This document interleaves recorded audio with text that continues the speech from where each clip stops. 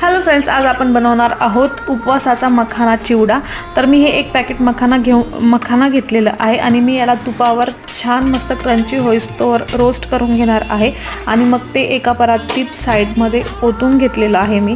आणि परत मी थोडंसं खोबऱ्याचं तेल घेतलेलं आहे। मी हे खोबऱ्याच्या तेलामध्ये बनवत आहे, तुम्ही त्याला बटर किंवा तुपामध्येही बनवू शकता, कारण हे उपवासाचं आहे तर आपल्याला यातच बनवावं लागेल ते। आणि मी घेतलेले आहेत शेंगदाणे, काजू, अक्रोड आणि ह्या सीड्स घेतलेल्या आहेत। मी छान मंद आचेवर अशा गोल्डन कलर होईस्तोवर छान परतवून घेणार आहे। आणि मी त्यात घातलेली आहे थोडीशी लाल मिरच पावडर आणि चवीपुरता मीठ। आणि साईडला जे मखाने मी रोस्ट करून ठेवले होते तेही परत मी त्यात ॲड करून छान एकजीव करून घेतलेलं आहे।